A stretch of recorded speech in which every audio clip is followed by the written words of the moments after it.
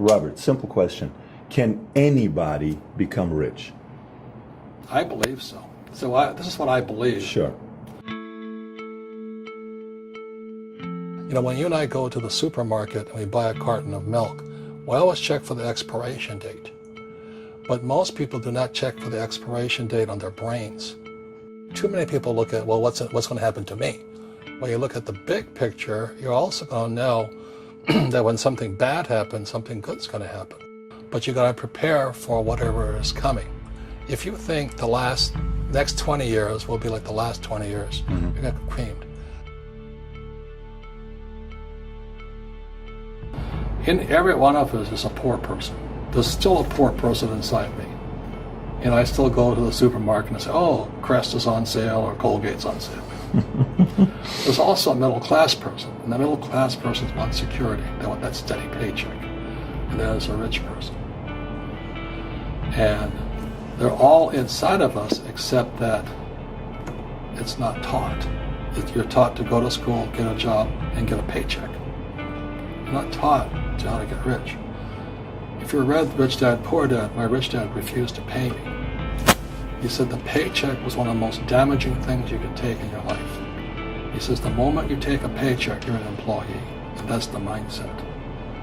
So my rich dad never paid me. It drove my poor dad, government employee, nuts. You gotta pay people, you gotta pay people. And rich dad was not saying that the paycheck was bad. He says he didn't want to be a slave to money.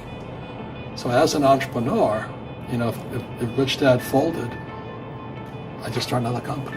I don't need a paycheck. I don't need anybody to take care of me. If my government doesn't like me, I move to another country because they need entrepreneurs.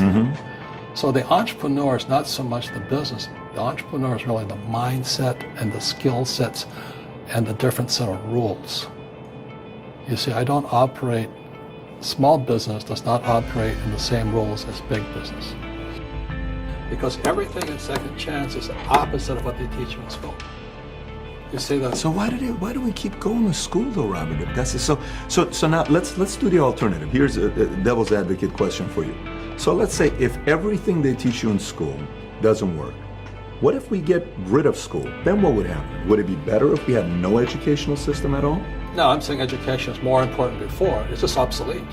There's Moore's Law which states information doubles every 18 months. In other words, everything's obsolete 18 months. So, and this is just a recent phenomenon. So when you come out of school, you're already obsolete. And that's why I'm the old guy, I meet my friends who went to Harvard. I went to Harvard. I said, yeah, that was how long, 50 years ago? We talked about it earlier. When you go to the supermarket, you buy a carton of milk. The first thing you check for is the expiration date. If the expiration date, let's say it's March 1st and it's already July, you better not drink that milk. Sure. The same thing happens inside our brains, is when we have obsolete ideas, we get obsolete results. So what's happening for most people, the idea of going to school, getting a job, working hard, saving money, getting out of debt, buying your house because it's an asset, investing for the long term, is obsolete. The world has changed. Entrepreneurs have one thing in common. They keep going. They'll change the rules. They'll reinvent the rules. They don't just take one answer. So a real entrepreneur, it really makes no difference which country you're in. That's my belief. I love that. It's just a mindset. What could you say, if you could say one thing to somebody who's never been an entrepreneur and they're thinking about making the leap of faith into becoming an entrepreneur, what could you tell them? Well, I'll just tell them the same thing that happened to me. My last paycheck, I still remember it clearly.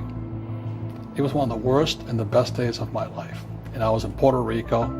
I was working for Xerox, and my boss gave me my last, it wasn't a paycheck, it was a bonus check. I think it was about $30,000 taxable. That's the only problem with that.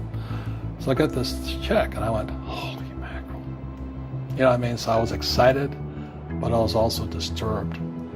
And so this other guy comes up to me, his name was John, and John says to me, he says, you're going to be back. I said, why? He says, because you're going to fail.